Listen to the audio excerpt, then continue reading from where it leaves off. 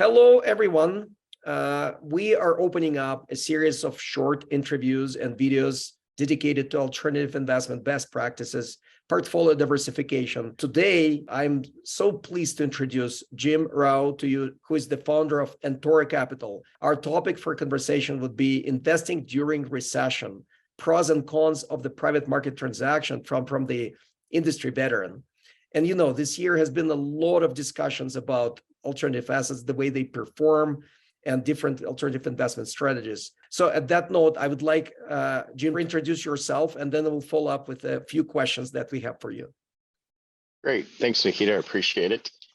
Jim Rao. I founded Entoro Capital and related entities starting in 2015. We're an investment bank, broker-dealer, RIA, transfer agent, commodity pool operator, and a number of other entities, but we like to classify ourselves as a digital toolbox. So just about any project that can be thought of or sold, we try to do. We've also launched a environmental assets exchange that'll be coming out in January. So a lot of exciting things in our shop. So great. Thank you very much, Jim. Should an investor be in the alternative investment space during recession that we're going through? Oh, absolutely. In fact, I would say you should potentially look at increasing your position over traditional stocks and bond positions that are highly liquid. Sometimes having more illiquid products in your portfolio can actually be advantageous in a down market. Absolutely. During the period of growth, there has been a lot of analytics and discussions from different asset managers and portfolio firms, investment firms. And I would say there is no clear consensus on the percentage of alternative investments within classic portfolios. There has been conversation about 10, 15, 20%. What is your opinion on that? I mean, those are always personal choices. Majority of people I deal with are somewhere between 30 and 60%. So I think it's evolving. And then also what is defined as alternative investments anymore. There's plenty of very safe, comparatively lower risk products in the in the real estate business or sector that are deemed alts. So is that necessarily a volatile business? No, particularly if you're in something like multifamily, or at least now if you're in commercial real estate in New York or San Francisco, that's a totally different game. But I think it also depends on what alts are. And alts can include different real estate projects. It can include gold. It could be crypto. It could be land right. It could be environmental. It could be carbon credits. There's no shortage of different products in what's deemed alts anymore. And then there's different structures within the alts business as well. So all of them can have very different risk profiles, different cash flow profiles, different growth profiles that could wildly affect your overall return. So I don't think you can be just lump them all into one category and just say alts, because it's misleading, and it deserves to for someone to drill down and actually get to what constitutes that portfolio. Because if you mixed it up between some private REITs and a number of other things in the real estate market, that looks a lot different than if you were wanting to trade against SBF on some crypto, right? It's a very different kind of a mix. So I would hesitate to just make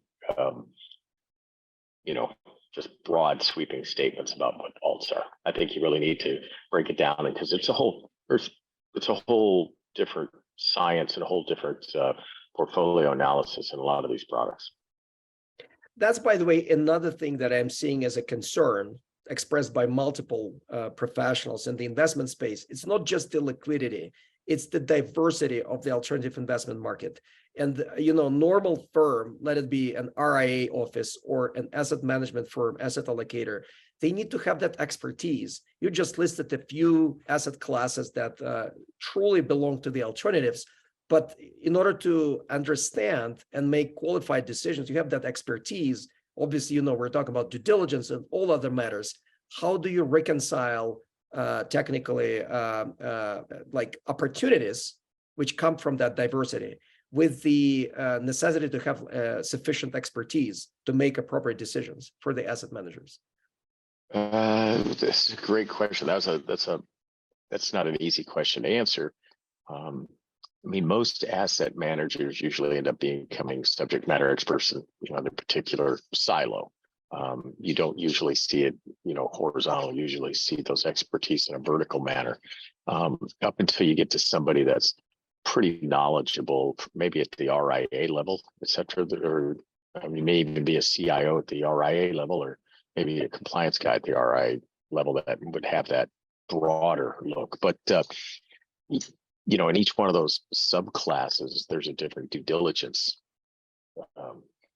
set as well. So, if you looked at crypto, right, people say, well, I'm interested in the crypto space. Well, you could be in a fund, you could buy your own, there's a couple ETF type products. There's a number of things that can be very different. And do you want to take the physical? Do you want to be a buyer of BTC and have it in your wallet? So being able to do due diligence on each one of those asset classes is not easy. And, we're doing a lot in some of those categories. We can't do them all, clearly, but, we try to really dive deep in certain categories. For us, it's things like carbon credits. So we're really deep in that. We've historically, on the early side, done a lot of things in the digital asset side. So each subgroup has its own, and there's an entire different due diligence checklist for each one of those. And like any investment, being traditional or alt, knowing who you deal with is usually 90% of the equation. Got you. Thank you very much, Jim. So back to the liquidity question. What is it, in your opinion, liquidity when it applies to private market investments or alternatives? Liquidity is a double-edged sword. I've seen it sold as a pro, and I've seen it sold as a con. In my opening comments, I mentioned a little bit about liquidity.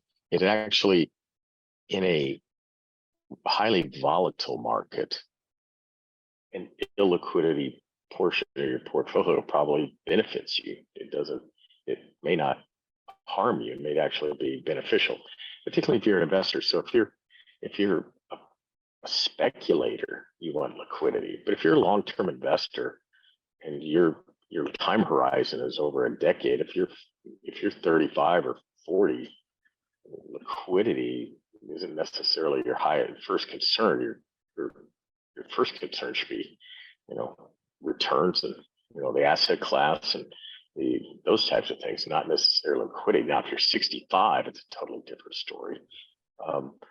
So I think it depends on, obviously, just traditional portfolio management. Exactly. How old you are. Your suitability factors are key. So to me, actually having things that can be illiquid can actually be beneficial. Sometimes not being able to sell something can save you. I've seen it happen many, many times. So because if you think about it, what happens if people need cash or they need certain things? Well, they sell the thing that's the most liquid.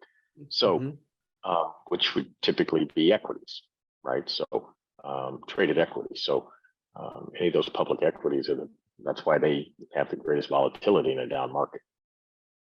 Yeah, in a sense, you're saving your investments from yourself, from not being able. A little bit. Yes. Cool. Cool. I think, let's do it just brief, and we'll have, as I said, a series of those interviews. And the last question I would ask, in the previous market downturns or periods of inflation or volatility, what has worked for you best? Sectors to avoid, sectors to support? To me, look, I've been more of an infrastructure player and also an energy investor more than I have anything else. And those have always done pretty good because they're more of an inflationary hedge. I'm unfortunately old enough to remember the late 70s and first part of the 80s when inflation was there was 18% mortgage rates. I mentioned that to people around here, and they were like, "What? That can't be." Yeah, that it was like that. It was unbelievable. So, what does well in inflationary times? Typically, real estate equities, things that can keep up with it, is usually what you want to be in.